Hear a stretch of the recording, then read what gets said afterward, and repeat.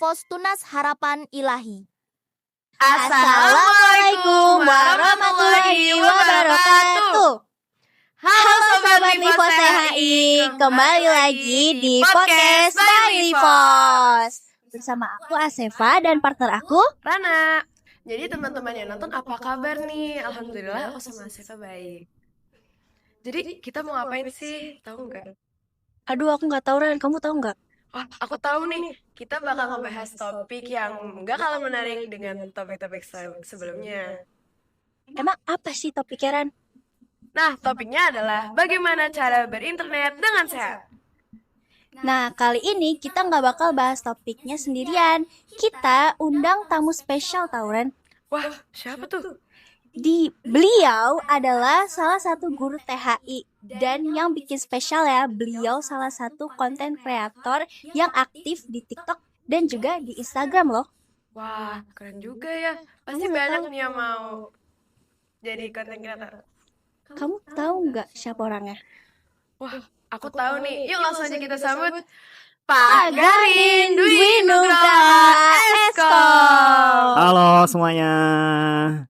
Assalamualaikum Pak Garin. Waalaikumsalam warahmatullahi wabarakatuh. Pak Garin, gimana nih kabarnya? I'm feeling good ya as always. Kalau Rana sama Asefa gimana kabarnya? Alhamdulillah. Dengar-dengar katanya mau PSTS ya sebentar lagi ya. Ya semangat terus ya untuk PSTS-nya, semoga diberikan kelancaran. Ya, amin. Terima kasih Pak. Bapak Iya, juga sama-sama. sukses. Amin, siap. Nah Pak, gimana sih rasanya diundang di podcast by Lifos? Oke. Bentar ya. Bapak ngapain Pak? Jadi tadi saya habis checklist salah satu wishlist terbesar saya di 2025. Apa tuh Pak? Apa tuh, Pak? Diundang jadi narasumber di podcast pelajar terbaik sekota Tangerang. Terima kasih ya podcast by Lifos THI. Keren banget, Pak. Nah Pak, Bapak ini kan salah satu konten kreator ya. Bapak tuh mulai berkonten dari kapan sih? Saya itu mulai bikin konten tuh di tahun 2020 ya, saat COVID-19. Jadi saat itu saya posisinya ada di Karawang dan kebetulan saya dirumahkan. Jadi saya bingung nih mau ngapain ya kira-kira, dan akhirnya ya udahlah coba-coba bikin video yang awalnya kontennya freak ya. Wah, Ya sampai sekarang istiqomah lah, konsisten sampai sekarang. wah, Gitu. keren banget. Jangan lupa check out profil Pak Garin di TikTok. Iya, di IG. Der Garin Dwin. Yes. Bapak, kan Bapak nih platformnya di IG dan juga TikTok ya, short betul. form. Bapak pernah kepikiran gak sih bikin kontennya di YouTube? Kalau kepikiran jujur pernah sih, tapi kembali lagi setelah saya pikir-pikir, kalau saya mau bikin konten di YouTube itu kan video-video panjang ya, dan konten-konten YouTube itu memerlukan effort yang lebih dari segi pengetahuan, kemudian dari segi alat-alat, kemudian dari segi waktu juga, dan saya ngerasa belum cukup kompeten sih di bidang itu. Jadi mungkin untuk saat ini Instagram sama TikTok aja sih. Tapi pernah mau bikin? Coba gitu. Pernah bikin, paling ini aja sih waktu kuliah dulu, video-video tentang tugas-tugas project saya aja sih. Oh. Mm-mm. Masih ada Pak sampai sekarang? Masih cuma di private. Iya. Wah, kita nggak bisa nonton. Nggak bisa. Pas kuliah Bapak ngambil jurusan apa sih Pak? Saya itu lulusan S1 jurusan teknologi informasi. Jadi coding-coding gitulah.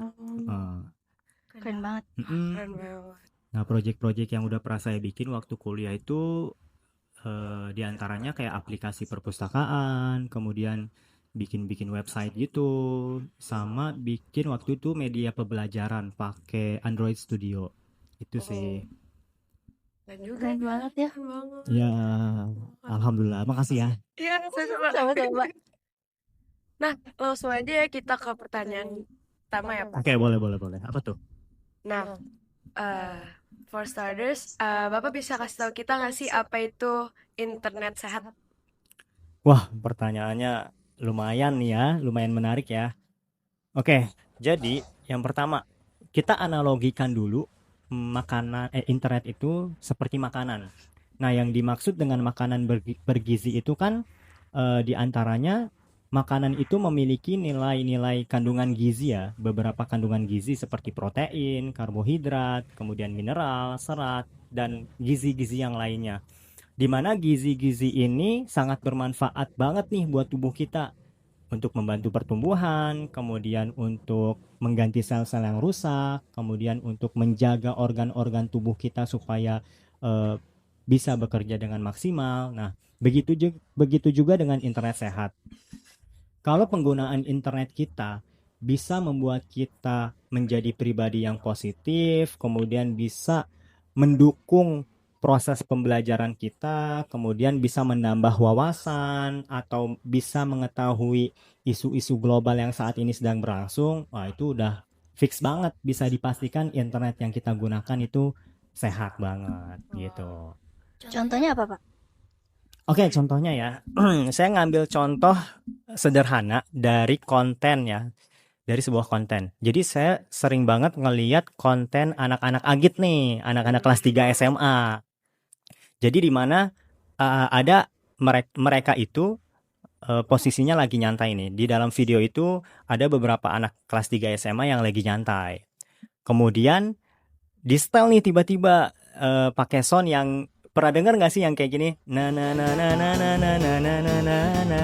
Itu pernah kan?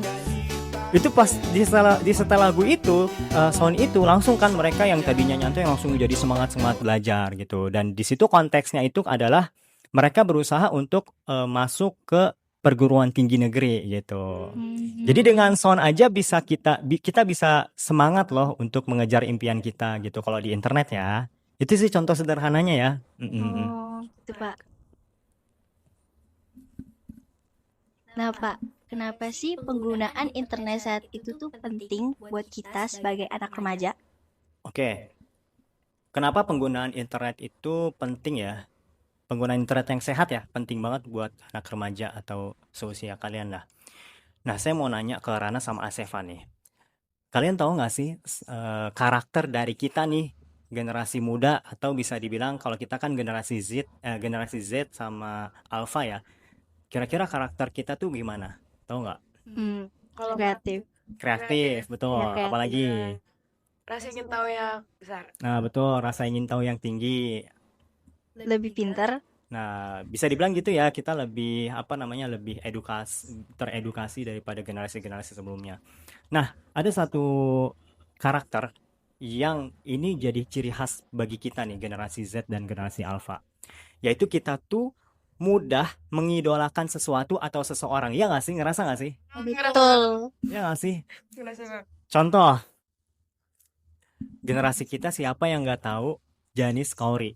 Ya nggak? Mungkin teman-teman di rumah juga tahu nih siapa itu Janis Kauri. Yang dia tuh kontennya yang Yaro bun, Yaro gitu. Tahu kan pasti teman-teman ya?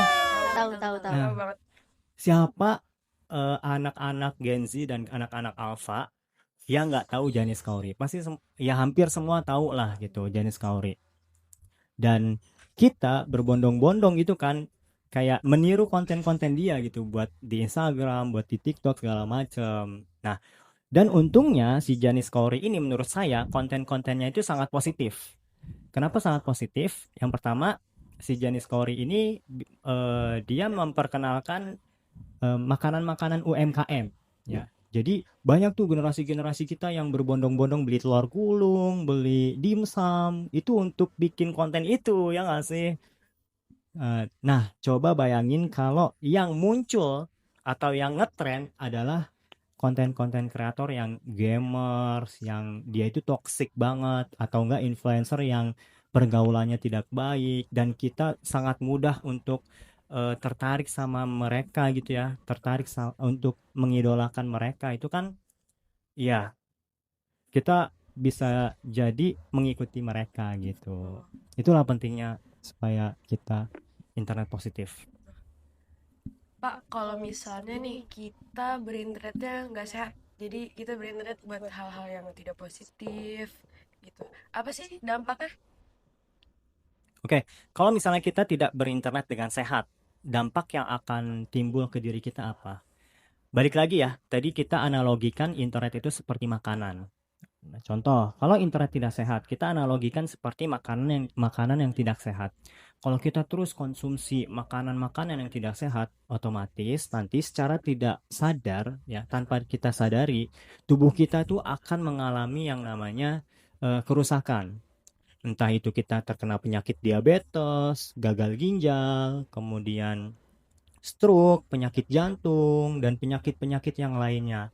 Begitu juga dengan internet. Kalau kita nggak internet dengan sehat, maka tanpa kita sadari, kita akan mendapatkan dampak-dampak negatif. Kayak misalnya nih, dari segi pola tidur deh.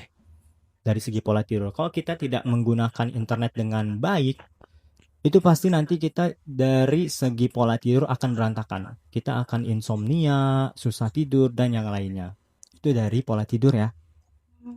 Kemudian dari akademik misalnya. Nah, mungkin teman-teman Sefa sama Rana pernah dengar nih berita tentang anak-anak SMP yang masih belum bisa membaca. Pernah dengar gak? Wah, pernah dengar banget. Atau anak-anak SMA yang mereka itu masih belum bisa matematika dasar. Pernah kan? Benar. Hitung-hitungan, jumlah-jumlahan, perkalian, itu mereka masih ngeblank. Nah, itu juga salah satu dampak dari penggunaan internet yang tidak sehat gitu. Oh, gitu. Nah, buat Asefa sama Rana, coba tolong ya digunakan dengan sebaik mungkin tuh internet. Jangan sampai tidak sehat. Ya anak THI mah insya Allah lah ya. Pakai internetnya dengan sehat ya. Betul banget, betul. Oke, jadi seperti itu sih. Nah, Pak, coba dong tolong kasih tips bagaimana cara biar kita memanfaatkan internet secara positif. Misalnya kayak belajar atau bahkan dakwah. Oke. Kita harus punya tujuan dan goals yang jelas dan terukur, teman-teman. Contohnya, saya menemukan masalah atau saya pernah baca berita, menurut Dr. Gamal Albin Said, sebanyak 71% pelajar di Indonesia memiliki fixed mindset atau pola pikir tetap. Di mana pola pikir tetap ini adalah pribadi atau karakter yang pesimis, kemudian tidak suka tantangan, kemudian menganggap kritikan itu sebagai ancaman, kemudian bermalas-malasan. Pokoknya karakternya tuh tidak mau maju lah ya, mencari aman lah gitu. Itu kan 71% banyak banget ya. Dan saya ketika membaca itu, saya berniat untuk berusaha membantu menaikkan atau mengubah yang tadinya pelajar Indonesia memiliki fixed mindset menjadi grow mindset atau pola pikir berkembang. Jadi saya bikin tuh tentang konten-konten tentang pola pikir bertumbuh, kemudian gimana caranya sebuah kegagalan itu adalah salah satu proses dari pembelajaran, terus suka dengan tantangan gitu, dan harapannya sih saya bisa membantu lah ya, membantu sedikit untuk mengubah pola pikir pelajar di Indonesia yang tadinya fixed mindset menjadi grow mindset. Nah, kalau pelajar-pelajar Indonesia banyak yang memiliki grow mindset, bukan hal yang mustahil 10 tahun yang akan datang Indonesia itu akan jadi negara maju. Ntar saingan kita Cina guys, saingan kita Cina, Jepang. Keren banget. Ya gitu. Nah, Pak, internet itu kan gak cuma dipakai buat konten ya. Ya bro. Ngeliat konten, bisa juga dipakai misalnya buat main games, misalnya Roblox. Oh iya, betul. Menurut Bapak, Roblox itu termasuk internet yang baik gak sih? Oke, mungkin saya di sini jawab dalam konteks umum ya, bukan cuman Roblox saja, tapi game secara umum. Oh iya. Informasi aja, kalau saya itu sampai sekarang itu masih main games, nih teman-teman ya. Tapi ya tadi games itu ya, games ini kan termasuk salah satu teknologi ya. Games itu seperti makanan. Kalau makanan itu sehat, maka tubuh kita akan sehat. Tapi sebaliknya, kalau makanan itu tidak sehat, maka tubuh kita akan terkena penyakit. Nah, Saya ini main games ini selalu dikontrol, berusaha untuk saya kontrol. Yang pertama, saya itu berusaha untuk bermain games tidak di handphone, tapi di laptop. Kenapa di laptop? Karena kalau kita mau bermain game di laptop, itu kan butuh effort ya, butuh duduk, butuh nyalain PC-nya atau laptopnya gitu. Sedangkan untuk melakukan itu tuh saya udah capek duluan sama pekerjaan. Beda sama kalau game di handphone. Kalau di game di handphone kan kita bisa main sambil rebahan, sambil tiduran gitulah ya. Dan yang saya main itu adalah game-game yang story atau game-game yang bukan apa namanya Apa tuh? petualang, bukan game-game yang kompetitif maksudnya ya. Oh Karena iya. saya udah ya usia lumayan lah ya. Saya selalu kontrol sih untuk game ini. Saya berusaha untuk tidak main lebih dari batasnya. Kemudian juga saya berusaha untuk memilih game yang yaitu melatih critical thinking saya. Itu sih. Wah, keren juga ya, Pak. Nah, dari sudut pandang Islam, bagaimana sih kalau hukumnya kalau misalnya kita berinternet berlebihan atau tidak berguna gitu? Berat ya. Oke, Lumayan. dalam sudut pandang Islam, saya ngambil kutipan ya atau ngambil dalilnya itu dari yang simpel aja. Karena ilmu saya kalau dalam Islam masih sedikit ya. Saya ngambil dalam surat Al-Asr ayat 1-3. Ya, jadi kata Allah itu kan wal asr, demi masa, innal insana fi khusr, sesungguhnya manusia itu dalam keadaan rugi. Jadi kita semua ini dalam keadaan kerugian ya. Nah, terus gimana dong? Masa kita dalam keadaan rugi? Nah, ini ada lanjutannya lagi. Illalladzina amanu wa amilus solihati wa tawasaw bil haqqi wa tawasaw bis sabr. Kecuali illalladzina amanu, kecuali orang-orang yang beriman, wa amilus solihati, dan mengerjakan amal soleh, wa tawasaw bil haq, dan saling mengingatkan dalam kebenaran, wa tawasaw bis sabr, saling mengingatkan dalam kesabaran. Jadi kalau kita menggunakan internetnya ini nggak tahu aturan, nggak tahu batasan, ya itu tadi innal insana fi khusrin, sesungguhnya kita itu dalam keadaan rugi gitu. Yang namanya rugi ya kita rugi gitu ya nggak sih, kayak kita tuh dapat musibah sih kalau rugi ya, kayak sama kayak berbisnis, kalau kita rugi kan nggak enak banget ya nggak sih. Iya. Nah itu makanya baik di kehidupan nyata ataupun di internet, kita juga harus menggunakan internet itu dengan sebaik mungkin untuk mengerjakan amal soleh, untuk saling mengingatkan dalam kebenaran dan saling mengingatkan dalam kesabaran. Itu sih kalau dari saya. Gitu ya, Pak. Oke. Nah, Pak, pertanyaan yang paling sering ditanyain, gimana cara melindungi diri kita sendiri dari konten-konten yang negatif atau yang gak pantas di internet? Oke, gimana caranya supaya kita itu terlindungi dari konten-konten yang negatif ya? Ini cara yang saya lakukan mungkin ya, mungkin teman-teman atau ayah bunda di rumah punya cara yang lain, boleh di-share di komen ya. Oke, ini cara yang saya gunakan.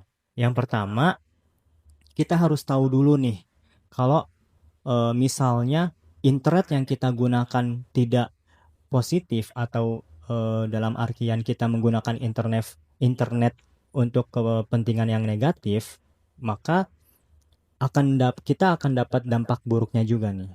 Itu kita harus tahu dulu. Nah, cara saya itu adalah yang pertama, saya kontrol algoritma sosial media saya itu gimana caranya supaya isi FYP-nya itu adalah konten-konten yang nggak negatif lah, yang bisa bermanfaat atau yang sekedar lucu-lucuan lah gitu, yang komedi. Nah, itu caranya dengan sering-sering aja saya searching konten-konten yang bermanfaat, kemudian saya like, kemudian saya repost gitu. Itu saya sering banget melakukan itu supaya isi FYP saya di sosial media saya itu bisa terkontrol gitu, bisa tersortir lah ya dibilang. Itu yang kedua ya. Kemudian kita boleh nih follow akun-akun beberapa konten kreator yang menurut kita nih menarik nih, yang bisa memberikan dampak positif bagi hidup kita. Contohnya, saya itu nge-follow eh, Felixandro Ruby namanya. Ada konten kreator yang membahas tentang finansial, karir gitu. Jadi saya nge-follow dia itu karena ya saya pengen ngambil manfaat nih dari dia. Saya pengen tahu gimana sih caranya karir saya itu bisa terus stabil atau bahkan bisa naik gitu.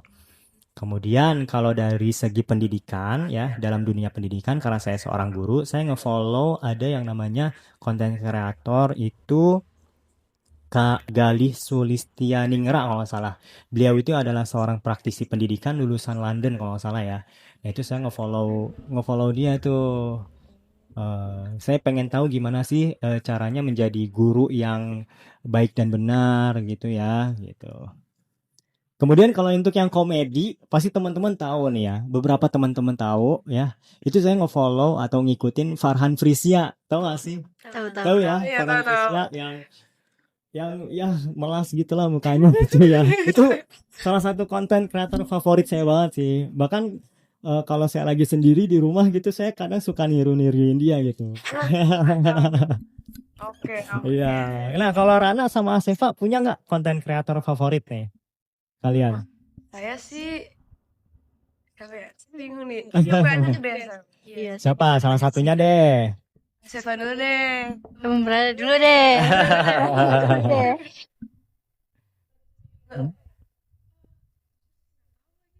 Oke. Kalau Asefa ada nggak konten kreator favorit gitu? Ada nggak? Konten kreator favorit. Saya sih biasanya kebanyakan nonton YouTube ya. Hmm. Jadi kalau di Instagram kadang nonton. Heeh. Tapi nggak gampang diingat. Oh iya. Kalau saya sebenarnya suka konten-konten gaming yang ngebahas gaming-gaming itu. Oh. Dia nge-analisis game. Mm-mm. Gak cuma main gitu, dia dianalisis. Mungkin ada cerita di balik. Oh iya benar. Itu dia Bagus tuh. boleh saya kasih.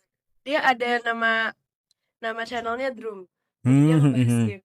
Itu Kalau makan saya nonton. Ada itu dari Indonesia, saya ada juga dari luar. Ya. Siapa tuh? Juga ada konten kreator dia main Roblox dan juga ngebahas berita-berita Roblox itu. Namanya Creedcraft. Oh itu, coba nanti saya lihat deh, kayak menarik tuh. Nah kalau misalnya kita nih mau bikin internet yang positif dan baik tempatnya, apa sih cara langkah-langkah konkret yang nggak bisa kita tinggalin? Oke. Satu hal yang harus teman-teman tahu ya, di era sekarang itu sosial media itu bukan hanya sekadar hiburan aja. Banyak banget loh orang-orang yang menggunakan sosial media itu sebagai portofolio bagi mereka gitu. Misal, ada seorang yang dia itu jago banget coding. Nah, coding itu kan jurusan saya ya. Ada orang yang jago banget coding nih. Dan dia itu selalu nge-share project-project dia ke sosial media yang dia punya. Jadi ketika dia pengen ngelamar kerja jadi software engineer misalnya. Jadi dia nggak perlu capek-capek untuk menjelaskan sejago apa sih skill dia gitu.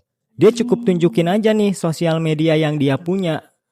Kemudian dia kasih lihat nih project-project yang udah dia kerjakan, yang udah dia selesaikan gitu. Jadi untuk saat ini sih sosial media itu bagi banyak orang bukan sekedar hanya hiburan aja ya, tapi ya itu gimana mereka itu menggambarkan sosial media itu sebagai pekerjaan mereka gitu sih. Jadi apalagi buat teman-teman nih yang di rumah, Rana sama Asefa juga yang saat ini masih sekolah, itu bagus banget nih bikin konten-konten positif dari sekarang. Entah itu tentang aktivitas kalian lagi di sekolah, kemudian tentang pembelajaran, supaya nanti kan mungkin 10 tahun ke depan ketika teman-teman udah mencari pekerjaan, itu HRD itu kan bakal nge-track record salah satunya dari sosial media. Oh ternyata dari dia SMP nih udah nge-share hal-hal yang bermanfaat nih gitu. Kemudian orangnya positive vibes nih gitu. Itu sih. Jadi kita harus yakinin aja dulu bahwa sosial media itu bukan sekadar hiburan untuk saat ini. Itu. Masya Allah, terima kasih banyak ya Pak Garin atas Iya. ilmunya. Sama-sama, semoga bermanfaat ya Rana, Seva sama teman-teman di rumah. Iya, bener. Semoga kita bisa jadi pengguna internet yang baik ya, guys. Harus wajib. Terima kasih juga buat teman-teman yang udah dengerin episode kali ini. Jangan lupa follow terus sosial media kita ya. Sampai jumpa di episode berikutnya. Livos THI pasti keren. Dadah. Wassalamualaikum warahmatullahi wabarakatuh.